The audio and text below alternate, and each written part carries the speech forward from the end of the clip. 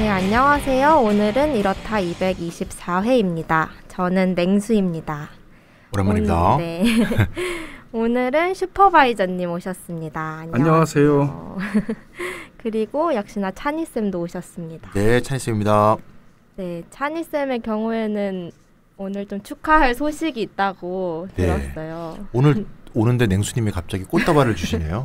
네. 네, 처음 받아봤습니다. 아, 네. 네, 이틀 전에 수요일인가요? 이틀 전에 이제 녹색당 공동대표로 선출됐습니다. 와, 축하드립니다. 2등으로 겨우 당선이 됐습니다. 그렇군요. 3명 중에 2명을 뽑는데 2등 당선됐고요. 이제 임기는 2년입니다. 그래서 오늘은 이제 각 정당 인사도 다니고요. 또 공동대표끼리 의견도 나누고 정신없이 뛰어다니다가 지금 바로 이제 꼬리 냈습니다. 아, 네. 이렇게 바쁘신 몸. 네. 아유, 저도 뭐 축하드리고요. 네. 제가 연구소 부소장직을 오랫동안 맡고 계셨는데 5년 벌써 됐나요? 네. 당대표 되셔서 그만두게 되셔서 그건 애석하지만 정말 진심으로 축하드립니다. 네, 네, 감사합니다. 늘. 네, 어깨에 무거운 짐을 짊어지신 차니쌤께 다시 한번 축하 인사드리고요. 오늘의 주제는 제 생각에 오늘의 아주 푹 찌는 날씨랑 관련이 있는 주제인 것 같아요. 네, 오늘의 주제는 무엇인가요? 네, 오늘 좀 말씀 나누고자 하는 주제는 탄소 국경 조정 그리고 탄소세에 관한 건데요. 뭐 신문을 좀 떠들썩하게 이제 기사들이 마구 쏟아져 나왔는데 며칠 전부터 유럽연합이 탄소 국경 조정을 도입한다고 그래요. 2023년, 그러니까 내후년입니다. 2023년부터 철강, 알루미늄, 비료, 시멘트, 전기 등의 탄소 국경세 적용을 하겠다. 26년부터는 대상 확대해서 전면 시행할 계획이다. 이렇게 발표가 났습니다. 물론 미국도 뭐 바이든 대통령 공약이 2025년부터는 탄소 국경세 부과하겠다라는 것이었고요. 그러고 보면 이게 2025년 6년이 되면은 이게 전 세계적인 국제 무역 질서를 형성하게 될 것 같습니다. 그럼 한국은 앞으로 어떻게 대응을 해야 될 건가? 이게 오늘의 주제로 뽑아봤습니다. 제 그 대표된 취임 기념으로 뽑으신 건가요? 그런 게 아니라 주제가 딱 맞네요. 워낙 며칠 전부터 뜨겁게 달궜던 주제이기도 했어요. 오비락, 우연의 일치. 네, 그렇습니다. 또 엄청난 한국에도 영향을 미치게 될 것 같은데요. 네, 그렇죠. 이 상황에 대해서 먼저 조금 자세하게 설명해 주시면 좋을 것 같습니다. 네, 일단 논의 현황 그리고 현재 결정된 거 앞으로 전망 이렇게 좀 나눠가지고 좀 따져볼 필요가 있을 것 같아요. 사실 탄소 국경 조정 논의는 이게 별로 새로운 건 아니에요. 2019년 12월이었던가요? EU가 2050년 탄소 중립 계획 그리고 그린딜 발표. 이때로 거슬러 올라갈 수 있습니다. 그러니까 2020년 3월 4일이 되면요. 유럽 기후법을 제정하거든요. 근데 유럽 기후법이 굉장히 중요한 게 감축 목표를 상향 조정한 거예요. 그전에는 1990년 대비 2030년까지 감축 목표를 당초 40% 하겠다 그랬어요. 근데 이걸 55%로 올려잡았습니다. 아무튼 2030년까지 55% 감축하겠다라는 게 유럽연합 내에서는 법적 구속력을 이제 가지게 됐습니다. 법이니까요. 네. 그리고 대외적으로 탄소 국경 조정을 도입하겠다. 그리고 이를 목표로 작년 3월부터 10월까지 논의 과정을 거쳤어요. 그러니까 국내에 사실 많이 소개가 되고 있었습니다. 신문에 이렇게 떠들썩하게 나지는 않았지만. 그러니까 탄소 국경 조정 제도는 이미 실행 계획이 예고되어 왔던 겁니다. 그러다가 이제 7월 14일 며칠 전이죠. 어젠가요? 그저께인가요? 그저께네요. 네. 그저께죠. 유럽 집행위원회가 2050 탄소 중립을 위한 유럽 그린딜 핵심 12개 법안 패키지를 담은 Fit for 55. 이걸 이제 발표를 했죠. 55%를 줄이겠다는 뜻이죠. 그렇죠. 근데 이 법안에서 이제 주목할 부분이 2023년부터 시멘트, 전기, 비료, 철강, 알루미늄에 적용되는 탄소 국경 조정 제도의 초안입니다. 일단 탄소 국경 조정이 뭔가 좀 간략하게 설명을 드리자면요. 이제 온실가스 배출량이 많은 제품을 EU에 수출할 때 일종의 세금을 매기겠다. 네. EU의 이제 수준과 비교를 해서 초과되는 부분에 대해서는 세금을 매기겠다라는 겁니다. 물론 이제 지금 제안된 방식은 아주 구체적으로 지금 제도화되지는 않았는데요. 온실가스 배출량이 많은 제품을 EU에 수출할 경우 영내 수입되는 제품에 포함된 탄소량에 상당하는 인증서를 의무적으로 구매하는 그러니까 배출권 거래제 비슷하게 국경 간 이제 배출권 거래 비슷하게 이제 강제 구매를 시키겠다. 그러니까 사실상 관세죠. 돈을 내고 인증서를 사는 거죠. 사는 거죠. 네. 이렇게 하겠다라는 네네. 겁니다. 네. 어쨌건 이 수출 비중이 높은 한국 산업의 직격탄이 될 전망입니다. 당장 발등에 불이 떨어진 것은 아무래도 철강, 알루미늄 수출업. 사실 유럽의 탄소 국경 논의는 2020년부터 급물살을 탄 거지만 그 전부터 논의가 있었던 거고요. 네. 20년부터는 이건 조만간 도입된다는 게 누구나 알고 있는 일이었어요. 그렇지만 한국에서 대응은 매우 미온적이었다. 그리고 지금은 외교 당국이 당분간 좀 유예해달라 우리나라한테만 이렇게 외교적 노력을 기울이고 있는 상태입니다. 그런데 그렇게 유예해달라고 외교적 노력을 기울이고 있다고 하는데 그 근거와 명분이 무엇일까요? 명분이 사실 황당한데 우리도 배출권 거래제를 하고 있지 않습니까? 네. 2015년부터 슈퍼바이저님도 여러 번 얘기했지만 배출권 거래제 자체가 황당한 거죠. 내가 탄소를 배출할 권리를 달라. 네. 우리들이 탄소를 배출할 권리 없거든요 지금. 근데 그 권리를 달라고 그걸 거래하는 것부터 일단 황당한데 어쨌건 뭐 그렇다 하더라도 우리는 뭐 배출권 거래 하고 있으니까 좀 이 탄소 국경 조정을 좀 유예해달라 이런 건데 과연 이게 적절할까? 일단 우리나라의 지금 실상이 우리나라 온실가스 배출권 거래제를 하고 있는데 과거 3년간 온실가스 배출량이 연평균 12.5만 톤 이상 업체 혹은 2.5만 톤 이상의 사업장 보유 업체 이런 데는 이제 자발적 할당 대상 신청 업체 이런 걸 대상으로 해서 네. 배출권 할당 업체가 늘어나긴 늘어나고 있어요. 2015년에 525개 업체에서 시작했는데 2020년쯤에 되면 이제 609개 업체로 늘어났습니다. 네. 그러니까 배출권 거래제를 구매하는 업체가 늘었다는 얘기죠. 근데 문제가 뭐냐?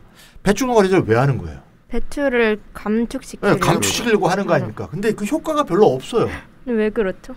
왜 없나 하면 엉터리로 하니까. 어떻게 네. 엉터리로 하냐면 산업 경쟁력이 약화된다라는 걸 구실로 온실가스 배출권을 정부가 사실 무상으로 이렇게 나누어 주었다. 네. 그 무상으로 받아서 마음대로 배출권을 누리고 있었던 거죠.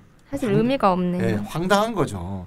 그러니까 이제 우리 환경단체들이 계속 반발을 했고 그래서 올해부터 시작되는 3차 계획 기간에는 총 할당량의 10%는 돈 주고 살아야 네. 겨우 10%는 이제 유상 할당하는 곳으로 바꾼 상태예요. 그렇구나. 그러니까 이걸 명분으로 탄소 국경 조정을 유예해달라. 앞뒤가 안 맞죠. 유럽에 안 통하는 얘기입니다. 실제 이제 기업 단위로 한번 보면 배출량 4위인 기업이 우리나라 LG화학인데요. LG화학이 18년, 19년에 이 배출권 구매 비용에 쓴 지출이 영업이익의 몇 프로? 0.1%에서 0.5%밖에 안 돼요. 네. 매출이 아니고요. 영업이익에. 되게 미미한 수준이에요. 아무 미미한 거죠. 그래서 진정으로 이게 배출권 거래자가 기업에게 탄소 감축에 충분한 유인을 주고 있는지 비용을 제대로 반영하고 있는지 매우 의문스럽습니다. 그래서 우리가 기후변화 얘기할 때 탄소 배출 얘기할 때 두 가지를 얘기하잖아요. 현재 배출, 그다음에 역사적 배출 그 얘기 하잖아요. 네. 현재 배출로 보면은 뭐 중국이 1등이죠. 근데 역사적 배출로 하면 미국하고 유럽이 제일 많이 배출했잖아요. 그러니까 이 개발도상국이 지금 많이 배출한다고 해서 개발도상국에만 부과하면 안 되고 선진국에서 많이 부과해야 돼. 이러면서 기후정의 얘기를 많이 하잖아요. 그쵸. 그러면서 한국은 뭐 어떻게 하고 있어요? 개발도상국 흉내를 내고 있는 거죠. 황당한 얘기죠. 2017년 한국이 연간 배출할 탄소 배출량은 이제 탄소 배출로 환산했을 때 7억 900만 톤에 달하고요. 2018년 기준으로 볼 때 국제통계로 보면 한국의 탄소 배출량은 현재 OECD 국가 중 6위. 1인당 탄소 배출량은 4위. 네. 대단한 나라입니다. 이게 그러게요. 기후 악당 국가고요. 더 문제는 1990년 대비 탄소 배출량 증가율이 터키에 의해서 세계 두 번째. 그게 더 문제입니다. 이게 문제죠. 그러니까요. 이거를 지금 가속화시키는 주범이라는 얘기죠. 2007년 대비 배출량도 주요 국가들은 점차 줄어들고 있는 반면에 한국은 2007년 대비 2017년 탄소 배출량 증가량이 24.6% 증가해서 세계 2위. 2050년에 탄소 중립을 하겠다고 아까 지금 Fit for 55가 발표되는 거 아닙니까? 이걸 달성하려면 우리는 엄청난 배출량 감축이 있어야 되는데 그러니까요. 뭐 최근에 있었던 P4G 회의에서도 국가별 배출 목표량도 발표하지 않았고 올해 말에 발표한다 그러죠. 네. 네, 무슨 뭐 디지털로 무슨 뭐 화면을 뭐 디지털로 구성했다고 뭐 목재 안 썼다고 자랑이나 하고 있고 좀 심각한 상황이 아닌가 싶습니다. 그러게요. 이런 상황에서 국경세를 유예해달라고 하는 상황이 또 아이러니하기도 합니다. 네. 근데 어쨌든 유럽의 탄소 국경 조정 제도 도입을 하면은 한국에서 수출 기업들에게 특히 더 큰 위기가 될 것은 확실한 것 같은데요. 근데 제 생각에는 이런 위기 또한 기회가 되지 않을까 이런 생각도 드는데 이에 대해서는 어떻게 생각을 하시나요? 맞습니다. 영어에 chance란 말 있잖아요. chance가 위기란 뜻과 기회란 뜻이 다 있습니다. 그래서 take a chance 그러면 뭐 위험을 무릅쓴다 이런 뜻도 있고요. 기회를 잡는다 이렇게 하기도 하고요. 역시 그렇죠. 영어 선생님. 위기는 꼭 기회다. 오늘도 옆으로 막 자꾸 새네. 야. 자, 일단 기업 입장에서 한번 얘기해 볼게요. 일단 기업 입장에서 볼 때 이제 탄소 국경 조정이 2023년부터 이제 적용이 되면 아까 얘기했던 철강, 시멘트, 비료, 알루미늄, 전기 이렇게 5개 분야에서 시행이 되는데 한국무역협회에 따르면 지난해 EU로 수출한 한국의 철이나 철강이 15억 2,300만 달러. 어마어마합니다. 1조 7천억 원이 넘습니다. 이게 이제 탄소 국경세 적용을 하는 5개 종목 중에서 가장 많고요. EU에 대해서는 알루미늄이 이제 그 다음으로 많은데 한참 적어요. 작년에 1억 8,600만 달러. 즉 2천억 원 약간 넘습니다. 철강이 진짜 엄청나게 좋네요. 많죠. 우리나라 철강이 대표 수출품이었습니다. EU에 대해서. 비료는 이제 EU의 수출액이 아주 미미해요. 시멘트와 전기는 전무하기 때문에 영향이 전혀 없고요. 이미 이제 국내 철강 업체에서는 연간 이렇게 이제 계산해 보니까 딱 계산이 나오죠. 아까 인증서를 사야 된다 그러는데 계산해 보니까 6천억 원 가량을 부담해야 된답니다. 6천억 원. 예, 대외경제정책연구원에 따르면 지난해 12월에 발간한 보고서를 보니까 유럽연합이 2023년 도입되는 탄소 국경 조정에 이산화탄소 1톤당 30유로를 만약에 적용하게 되면 한국은 1조 2천억 원이 넘는 추가 비용을 담당한다고 합니다. 어마어마하긴 하네요. 네, 어마어마합니다. 1조 원이 넘습니다. 관세율로 따지면 1.9%의 추가 관세가 붙은 것이다. 이렇게 볼 수가 있습니다. 참 유럽도 참 똑똑한 게 관세, 이렇게 추가 관세 이런 거 못 붙이게 돼 있으니까 탄소 국경 조정 이런 말을 만들어내 갖고 사실상 관세를 부과하는 거죠. 그렇게 해야 됩니다 지금. 네. 보스턴 컨설팅 그룹은 더 비관적 전망을 내걸고 있는데 EU로 수출하는 철강 제품 이익률이 최대 40%까지 감소할 것이다. 예, 이익률이 매출 말고요. 전면에 드는 2026년부터는 별도의 노력이 없다면 한국 기업은 더 큰 탄소 국경세를 지불해야 될 겁니다. 예, 탄소 국경세제 말고도 또 위기가 하나 더 있어요. 어떤 위기냐? 유럽의 친환경 규제 정책도 수출 기업에는 큰 위기가 됩니다. 대표적으로 자동차인데요. 7월 14일 발표된 Fit for 55에 따르면 2035년부터 내연기관차는 판매가 중단됩니다. 오, 네. 이거는 시장적 조정이 의하는 게 아니라 그냥 금지입니다. 그러니까 이거는 더 강력한 조치죠. 직접 규제죠. 직접 규제. 예. 그래서 현대차, 기아차 우리나라 수출 대표적인 상품이죠. 요 전체 수출 중 EU 비중이 22%나 돼요. 어마어마합니다. 그러니까요. 430억 달러가 넘는데요. 그래서 국내 자동차 제조업체들도 탈탄소 정책을 서둘러야만 하는 그런 상황이 됐고요. 근데 전반적으로 이제 국내 대기업은 이 탈탄소 경영이 여전히 미흡하다. 재생에너지 100% 이니셔티브에 가입한 선진국 기업들의 재생에너지 100% 전환 시기는 보통 평균 2028년인데 한국 기업은 계산해 보면 2048년 정도로 추정이 돼요. 너무 아니에요. 네. 이러면 이제 아까 2035년에 중단돼 있는데 어쩔 거야. 그러게요. 제가 이 현대 기아차에 관계된 임원을 한 달 전에 만났어요. 이렇게 얘기하고 있더라고요. 자동차 내연기관은 산업 파급 효과가 커서. 그렇죠? 관계된 기업들이 굉장히 많잖아요. 트랜스미션 만드는 회사, 뭐 복 만드는 회사, 타이어 만드는 회사 얼마나 많아요. 철강 회사. 쉽게 전환하기 어렵다. 이런 얘기를 하더라고요. 이렇게 얘기하고 계시면 안 되는데 이런 생각이 들더라고요. 제가. 그래서 탄소 중립 계획을 서두르지 않으면 탄소 장벽을 못 넘습니다. 이거는 아까 말씀했지만 새로운 관세로가 아닌 관세가 아닌 것으로 비장된 새로운 무역 장벽인 거고요. 기후 위기를 생각하면 이건 정당한 무역 장벽이거든요. 네, 맞아요. 명분이 분명합니다. 예. 그래서 냉수님 말씀처럼 이러한 위기가 한국이 제대로 탄소 중립을 위한 체제 개편을 할 소중한 기회가 될 수도 있고 아니면 이 위기로 한국 경제가 폭삭 주저앉을 수 있는 네, 맞아요. 그런 어떤 상황이 될 수도 있다. 이런 위기의식을 느끼는 것 같습니다. 이렇게 찬이쌤 얘기를 들어보니까 정말 만만치 않은 과제가 될 것 같다는 생각이 드는데요. 아마도 이 주제를 들고 나오신 슈퍼바이저님께서는 이 탄소세에 대해서 위기를 기회로 만들 대안으로 생각하시는 것 같아요. 그래서 그 방안들을 좀 얘기해 주시면 좋을 것 같아요. 네, 좀 짧고 이제 간략하게 말씀드리죠. 일단 국내 탄소세를 도입을 하면 탄소 기초가격이 올라가게 되겠죠. 탄소세 매긴 것만큼. 네. 예를 들어 CO2 톤당 4만 원 그런 거 30유로가 되는 거잖아요, 벌써. 그러면 이제 국내 기업도 이미 충분한 탄소 기초가격을 지불한 꼴이 됩니다. 그러면 탄소 국경세를 내지 않아도 되죠. 물론 이 탄소 중립을 위해서는 뭐 탄소세 부과만으로 모든 게 이루어지는 건 아닙니다. 유럽처럼 이제 공공 투자나 규제 정책을 포함한 종합적인 그린 이유들이 필요하겠죠.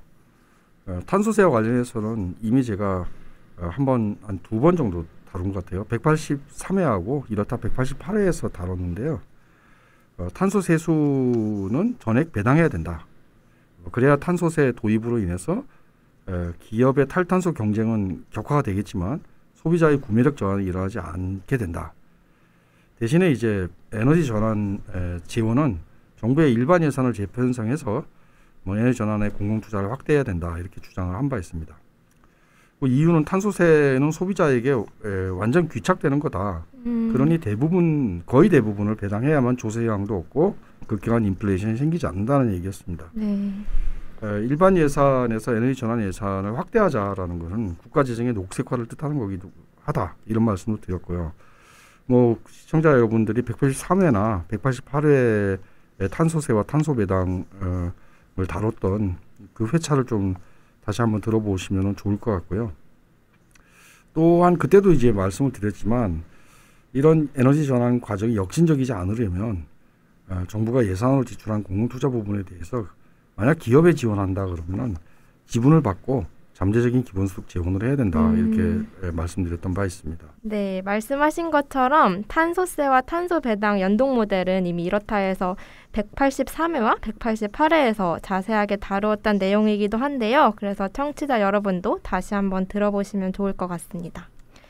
그러면 오늘은 국내에 도입되는 탄소세가 유럽의 탄소 국경 조정, 곧 탄소 국경세에 대한 대응책이 될 수 있는가에 대한 문제를 중점적으로 이야기를 이어가도록 하겠습니다. 자, 그러면 이제 대응책을 논의하기 앞서 이제 상황에 대한 좀 정확한 이해가 필요합니다.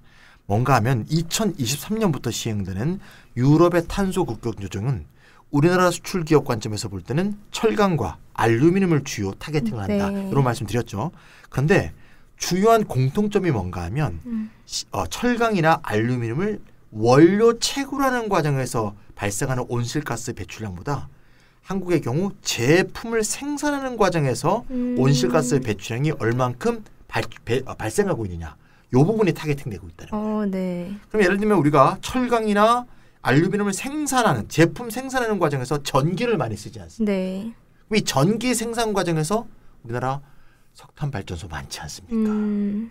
거기에서 엄청난 이산화탄소가 배출되고 있는 거. 이게 전부 다 소재 생산 과정에서의 온실가스 배출량으로 잡히는 거죠. 요걸 한번 이제 그래서 계산을 해보면 이제 문제가 심각하다는 걸 알 수 있는데, 조만간 이제 EU 탄소 국경 조정은 스코프 2에 에너지원을 통한 간접 배출이라는 항목이 있습니다. 네. 요걸 이제 포함하게 되는데, 이렇게 볼 때 우리나라 기업은 이제 한전으로부터만 전력을 구매하게 돼 있잖아요.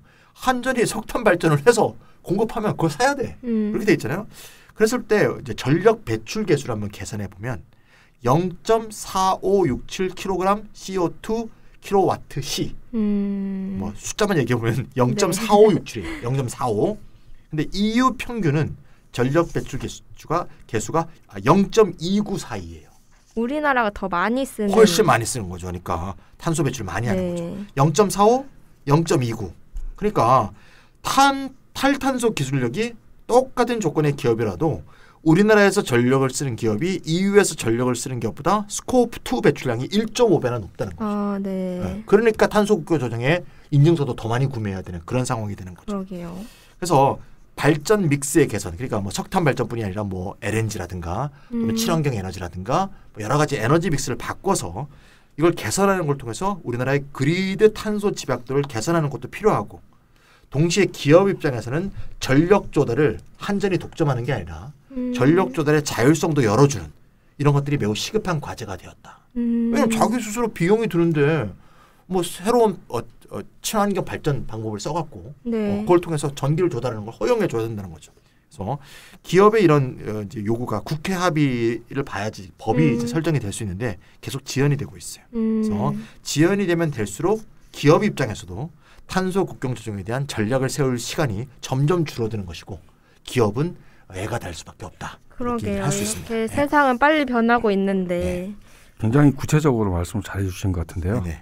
제가 조금 이제 정리를 해보자 그러면은, 그러니까 이 에너지 원별 이 배출이 있잖아요. 이걸 포함하게 될 거다 앞으로 이런 전망이고요. 근데 이제 에너지 원별 배출 말고, 그러니까 에너지 전기를 무슨 전기를 쓰느냐 말고도 철강 같은 경우는 이게 고로를 이용해가지고 제강을 하기 때문에요. 그렇죠. 고기수도 발생을 해요. 맞습니다. 이거 뭐 한국 같으면은 이걸 석탄으로 또 합니다. 전기도 쓰지만 고로는 석탄으로 이제 하거든요. 그러니까 두 번째 발생이 있는 거예요. 제조에서. 그렇죠. 그래서 이것을 타겟팅한 거고. 예.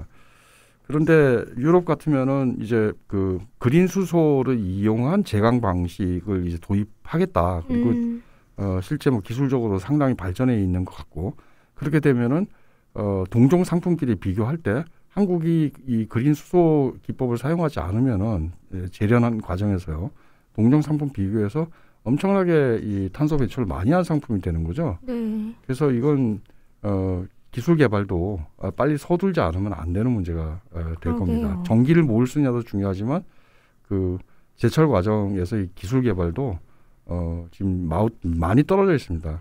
이런 문제가 있다는 걸 좀 정리를 해드리겠습니다. 어쨌건 에너지 생산, 제조, 수송 전 과정에서 이제 탄소 배출량이 탄소 국경 조정 대상으로 앞으로 점차 확대될 겁니다.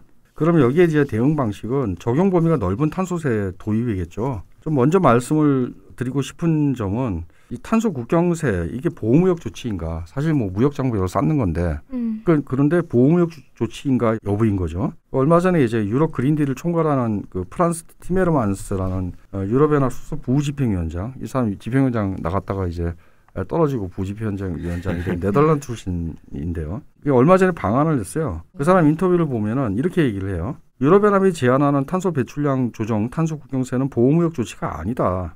탄소 누출을 방지하는 것이 목표다.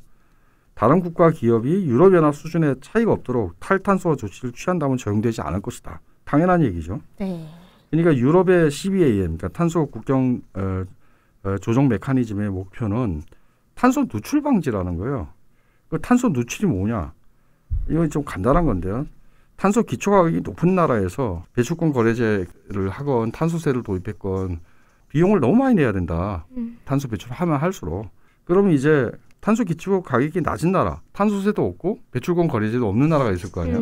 네. 그런 나라로 이제 기업들이 이동을 해서 아무리 중심 국가에서 탄소 중립 노력을 해도요, 전 지구적인 탄소 배출량 감축은 안 이루어지게 되는 거예요.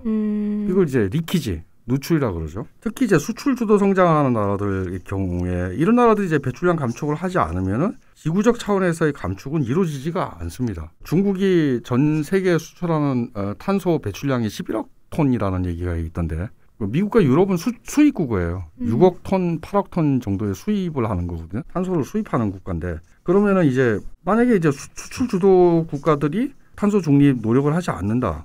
그러면은 감축이 전혀 이루어지지 않을 것이다라는 게 이 문제의 핵심입니다. 네. 이 문제를 해결하는 가장 좋은 방법은요, 사실은 전 지구적으로 단일한 탄소 기초 가격을 정하는 거예요.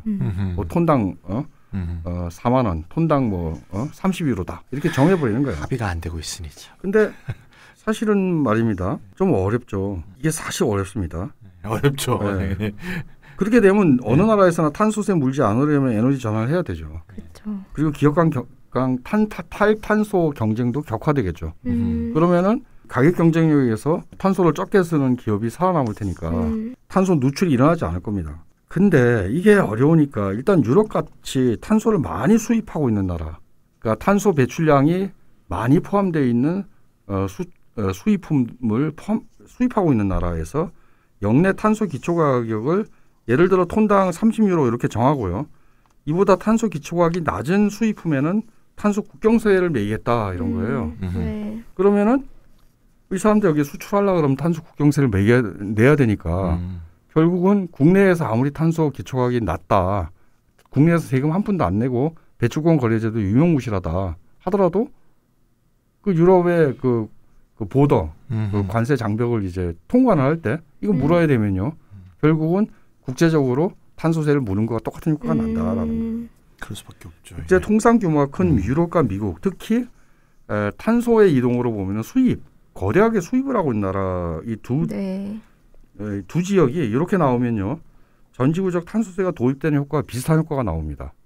그래서 탄소 국경 조정은 사실상 하나의 국가가 특히 이제 무역 문제에 있어서 수입을 굉장히 많이 하는 나라가 전지구적인 단일한 탄소 기초 가격을 책정하도록 이렇게 압박을 가하는 그런 효과를 가지게 됩니다. 네, 말씀을 들어보니까 이 탄소 국경세가 보호무역 정책이라기보다 탄소 누출을 방지하려는 목적이 크다라는 점에 정말 많은 동감이 되고요. 그렇죠. 근데 하지만 탈탄소 조치를 취하지 않는 나라에게는 수출 경쟁력이 떨어지는 보호무역 효과를 발휘할 것 같다는 생각이 들어요. 그럴 수밖에 없죠. 네. 예. 그래서 EU는 WTO 체제와 합치하지 않는 탄소 국경 조정을 원하지 않기 때문에 내국민 대우 원칙을 위반하지 않는 선에서 탄소 국경 조정이 이루어질 것 같은데요. 그럴 수밖에 없습니다. 그 이윤 내 기업이 감당하는 그 탄소 기초 비용만큼 우리나라 수출 업체도 부담해야 할 수밖에 없는 거고요. 그렇죠. 그렇게 본다면 우리나라 수출 기업은 EU에서 가장 탄소 배출이 적은 상위 10% 사업장의 평균 수준까지 탄소 배출량을 낮춰야 됩니다. 원만한 일이 아니죠. 근데 한국은 그래도 꽤 선진국이라고 보지만 개발도상국이 이거 부담한다는 건 굉장히 어렵기 때문에 사실상 관세를 확 올리는 것 같은 전 지구적 규모의 보호무역 조치가 벌어지는 거니까 말하자면 뭐 트럼프하고 비슷한 종류는 아니지만 트럼프 같은 보호무역 조치가 막 전 세계에서 나타나는 거니까 트럼프는 일자리를 갖고 명분을 그렇죠. 명분을 삼았는데 이건 기후위기 해소를 갖고 그렇죠. 명분을 삼았기 때문에 누가 뭐라고 할 수도 없어요. 네. 지구니까. 그래서 이 현 상태로 머물러 있을 때 유럽의 탄소 국경 조정 도입하면 한국 수출품 가격 영향이 어떻게 나타날지 이건 이제 각 기업의 제품별로 탄소 발자국을 이제 계산을 하는 거에 따라 달라지겠죠. 물론 근데 이제 엄청난 영향을 미칠 거라는 건 이제 느낌이 아까 우리가 조막 나왔잖아요. 네. 이렇게 파고고요. 근데 EU는 이런 얘기를 하고 있어요. 무역 상대국이 EU와 유사한 수준의 탄소 저감 유인을 주는 제도를 운영하고 있다면 탄소 국경 조정에서 면제될 수 있다 이렇게 시사한 바가 있어요. 그래서 아까 정부가 이제 머리를 굴려서 우리나라 배출권 거래제가 있으니까 요거 면제 대상이 될 수도 있지 않을까? 탄소 저감 유인을 주는 제도라고 볼 수 있지 않을까? 제도는 그런데 그렇게 하고 있지는 않잖아요. 아까 봤듯이 실제적인 감축 효과가 없기 때문에 이게 과연 될까 하는 이제 의문이 드는데 슈퍼바이저는 어떻게 생각하세요? 이게 배출권 거래제를 우리가 하고 있다는 게 탄소 국경세를 회피하는 효과적 수단이 될 수 있겠어요? 절대 효과적인 수단이 안 되겠죠. 절대 안 되겠죠. 예. 그러니까 그 동종 상품에 대해서 탄소 기초 가격을 비교해 가지고 그 차익만큼 과세하는 방식일 거기 때문에 제도 있다는 것만 제도 있다는 것만 가지고 안 된다고 봅니다. 일단 좀 설명을 드리자면 탄소 국경 조정은 일국의 국내 상품이 부담하고 있는 탄소 비용을 다른 국가로부터 수입 상품에 또 부과하는 거예요. 그리고 거꾸로 국내 상품이 수출될 경우 수입국의 동종 상품의 탄소 비용보다 더 많은 탄소 비용을 이미 지불했다면 초과하는 탄소 비용을 환급해 준다. 뭐 이렇게 얘기를 해요. 예. 그래서 전체적으로 자국산 상품과 외국 상품의 경쟁 조건을 공정하게 만드는 조치다. 이렇게들 학술적으로 그렇게 이해를 합니다. 네. 앞에는 이제 수입할 때의 탄소 국경 조정이라고 부르고 두 번째 조치는 수출할 때 탄소 국경 조정이라고 불러요. 이제 EU도 뭐 한 7, 8개월 동안 이제 논의했던 게 WTO 협약과의 합치 문제였거든요. 이 합치 문제는 사실 수출할 때의 탄소 국경 조정, 수입할 때의 탄소 국경 조정을 모두 양측면 모두에서 좀 따져봐야 돼요.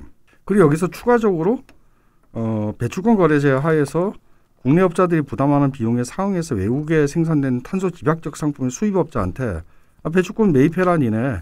그래서 관할 당국에 제출해라. 그러니까 매입 제출 의무를 요건으로 하는 방식이 별도로 논의되어 왔어요. 근데 이런 방식이 WTO의 내국인 대우 또는 체계국 대우 원칙과 상충관계가 있는지 이거 따져볼 필요가 있습니다. 그러게요. 되게 복잡한 문제 같은데 어쨌든 국제통상법 관련된 복잡한 논의는 이 자리에서 하기는 어려울 것 같긴 한데요.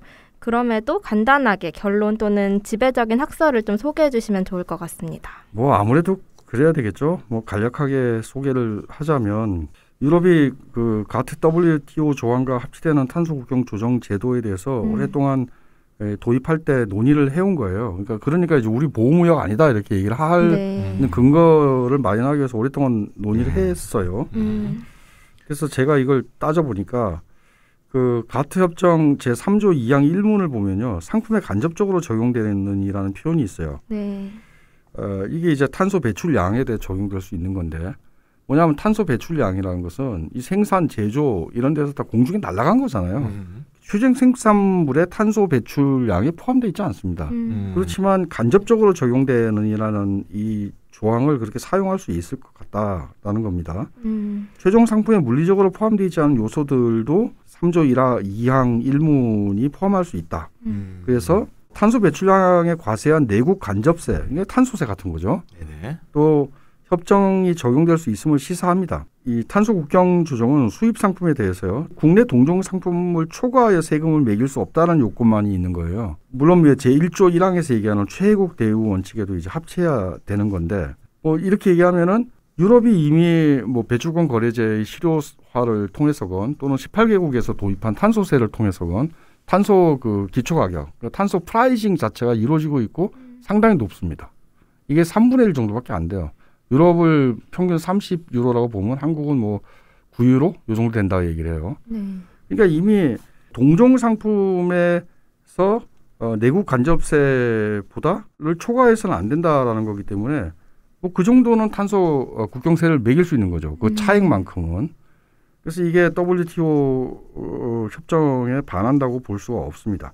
그러니까 유럽 CBAM, 그러니까 탄소 국경 조정의 협정 저촉 가능성이 매우 낮다 이렇게 보고요. 제소도 이길 가능성이 거의 없을 거다. 그리고 WTO 체제 자체가 트럼프 이후로 상당히 좀 무력화되고 있는 데다가 새로운 어떤 이 그린 무역 질서가 등장하고 있는 거기 때문에 뭐 WTO 얘기를 많이 하긴 하는데 특히 한국 정부 쪽에서 그거 가지고서는 안 될 거다고 생각합니다. 아까 말씀드린 걸 좀 더 깊이 따져보면 수출 탄소 국경 조정, 또 우리 수출해 줄 때 이렇게 만약에 한국이 말레이시아에 수출한다. 근데 한국에는 탄소세가 도입돼 있어요. 근데 말레이시아는 없어. 그러니까 한국 기업들은 엄청나게 많은 탄소세 이미 물었잖아요. 그럼 말레이시아에 수출할 때 그 차액만큼 환급해 줄 거냐. 요 문제가 이제 있는데요. 이건 좀 복잡한 문제입니다. 이게 WTO의 협정에 저촉된다라는 의견들도 있고요. 그렇지 않다라는 의견들도 있고 논의가 많습니다. 탄소세 부과 방식에 따라서 다르다라는 얘기도 있고요. 그러니까 근데 이제 제 의견은 사실은 그렇게 수출 탄소 국경 조정은 가트 WTO 협정에 합치되는가 문제보다 이게 국내의 탄소 감축 노력을 무화시키는 측면이 좀 있다. 그렇죠. 그래서 새로 등장하고 있는 그린 통상 질서에 부합하는가의 성격 문제부터 좀 따져볼 필요가 있다라고 저는 좀 회의적으로 봅니다. 네. 어쨌건 마지막 문제인데요. 이제 배출권 거래제에 따른 이미 지불한 비용은 가트 WTO 협정 그 3조 4항을 보면은 이런 문구가 있어요. 최악 당사자 영토 내로 수입되는 최악 당사자 영토의 상품은 그 국내 판매를 위한 제공, 구매, 운송, 유통 또는 사용에 영향을 주는 모든 법률, 규정, 요건에 관해서 국내 원산의 동종 상품에 부여되는 대우보다 불리하지 않은 대우로 부여받아야 한다. 이 항의 규정은 상품의 국적에 기초하지 않고 전적으로 운송수단의 경제적 운영에 기초한 차등적 국내 운임의 적용을 방해하지 않는다. 뭐 이건 이제 단서 조항이고요. 뭐 그렇게 보면 수입 측면의 탄소 국경 조정에도 적용될 수 있다는 학설도 있어요. 네. 그런데 사실상 여전히 이게 적용이 되는지 탄소세는 분명히 WTO에 저촉되지 않는데 배출권 거래제는 WTO 협정과 충돌하는 거 아니냐라는 논의도 있습니다. 다만 그렇지 않다고 보더라도요. 한국의 배출권 거래제를 통해 가지고 기업이 지불하는 탄소 기초 비용은 매우 낮기 때문에요. 유럽의 CBAM을 할 경우에 그 차이만큼 탄소 국경세를 내지 않으면 안 될 겁니다. 유럽의 배출권 거래 가격만큼 지불해라라고 나올 겁니다. 그래서 어차피 비용은 발생하게 돼 있습니다. 그래서 우리도 거래제를 하니까 우리는 그냥 면제하거나 유예시켜줘라는 말은 안 통할 것이다 라고 생각합니다. 되게 복잡한 이야기인 것 같아요. 새로운 그런 통상 질서가 등장함에 따라서. 그래서 이것에 대해서는 정 필요하다면 다음에 한번 좀 자세히 다루어 보면 좋을 것 같고요. 그리고 제가 마지막으로 다른 질문을 하나 드리고 싶은데요. 탄소 국경 조정이란 탄소 기초 가격에 따라 관세를 걷는다는 건데 이 원천 에너지까지 포함되는 것으로 확대될 경우에 핵발전 전기를 사용하는 경우는 탄소 가격이 낮을 것이잖아요. 이런 것에 대해서는 어떻게 논의가 되고 있을까요? 일단 유럽은 원자력 발전에 대해서는 재생가능 에너지가 아니라 이렇게 얘기했고 네. 이 때문에 이제 유럽연합의 녹색 분류 체제에는 아직 넣을 수 없다 이렇게 돼 있습니다. 그렇죠. 재생이 안 되죠. 네. 원자력 발전. 그래서 그린 탁소노미에 들어가지 않아요. 그래야죠. 그런데 이제 뭐 물론 프랑스 같이 뭐 엄청나게 원전 의존하는 국가가 있어가지고 이 문제에 대해서는 추가 논의가 진행 중인 것 같습니다. 이제 우리나라에서는 또 이런 방향으로 논의가 흘러가지 않을까 좀 우려가 되기도 하긴 하는데요. 네, 혹시 오늘 주제에 대해서 더 덧붙이고 싶으신 말씀이 있으실까요? 탄소세 도입만큼 중요한 문제인데요. 이건 이제 탄소 배출량을 측정하고 인증할 수 있는 체계 수립이 필요한 것 같아요. 한국에는 배출량 측정 체계 데이터 시스템이 없습니다. 이게 유일하게 이제 배출권 거래제를 하다 보니까 사업장 중심으로 탄소 배출량이 관리되고 있어요. 그런데 뭐 지역별 통계도 없습니다. 네. 전체 통계는 있죠. 그건 추정치고요. 정부가 사실은 품목별 탄소 배출량 측정에 대한 방법론, 그리고 프로세스, 그리고 인증체계 이런 걸 개발해야 됩니다. 그래야 탄소세도 할 수 있고 탄소 국경 이 조정에 대해서 대응할 수 있고 뭐 배출권 거래제도 마찬가지고요. 사실 이 인증체계를 좀 정밀하게 마련하는 게 필요할 거다 이런 생각이 맞습니다. 우리가 음식물을 딱 살 때 이렇게 보지 않습니까? 여기에 뭐 과당이 얼마 들었는지, 뭐가 뭘 들었는지 해서 그렇죠. 이상하게 많이 들었으면 안 사지 않습니까? 네. 어떤 제품을 딱 볼 때 탄소 배출이 어떻게 대추는지, 탄소 배출이 많은 제품 같으면 이 가격의 상당수가 탄소 배출이었구면 안 사도록 만들 수 있는 그런 식의 어떤 시스템이 정비돼야 되지 않겠습니까? 국제 무역에서도 이 인증 체계를 마련하지 않으면은 그냥 후려치기를 당하겠죠. 그렇죠. 나중에 그렇죠. 이제 맞아요. 정과정 계산에서 이 탄소 그 국경 조정의 대상이 확대된 다음에는 모든 수출 품목에다 불이익을 당할 수 있습니다. 또 탄소세를 우리가 부과하려면 그게 정확하게 계측이 돼야 정확한 탄소세 부과가 가능하지 않겠습니까? 근데 뭐 경제학자들은 탄소세야말로 탄소 가격을 매길 수 있는 가장 확실한 수단이고 배출권 시장이 제대로 반영하지 못했던 가격 시그널을 잘 보완할 수 있다. 네. 탄소세를 부과하면 간접세고 확실하게 가격에 반영이 되고 가격 경쟁력이 떨어지면 시장에서 구축되고 이렇게 확실하게 이제 시장 메커니즘을 활용할 수 있기 때문에 노벨 경제학 수상자 27명이 지지하고 그렇죠. 미국 경제학자 3,000명인가가 지지한 숫자까지 다 외우고 계십니다. 네. 그래서 어차피 우리가 이제 탄소 국경세를 내야 될 상황이 됐으니까 국내에서 탄소세를 미리 내고 탈탄소 경영도 하고 지구도 살리고 수출 기업도 살고 뭐 그래야 되는 게 아닌가 하는 생각이 드네요. 네. 그렇게 되면 어떻게 보면 위기가 기회가 될 수 있다고 생각을 해요. 필연적으로 우리가 맞아야 하는 그런 국면이라고 한다면. 저는 오늘 이야기에 덧붙여서 마지막으로 어쨌든 탄소세가 도입되면 소비자의 구매력 하락이 우려된다고 이전에 많은 이렇다 방송에서도 얘기를 했었는데 그 세수를 탄소 배당으로 돌려주고 기업 간의 탈탄소 경쟁을 가속시키는 방식이 꼭 필요하고 도입되어야 한다라는 말씀을 덧붙이고 싶습니다. 네, 중요한 말씀하셨습니다. 네, 탄소세로 걷어서 생태 배당을 해야 된다. 맞습니다. 얘기죠? 예. 네, 이렇게 오늘 탄소 국경 조정에 대한 내용으로 이렇다 224회를 마치도록 하겠습니다. 고생 많으셨습니다. 네, 수고하셨어요. 감사합니다.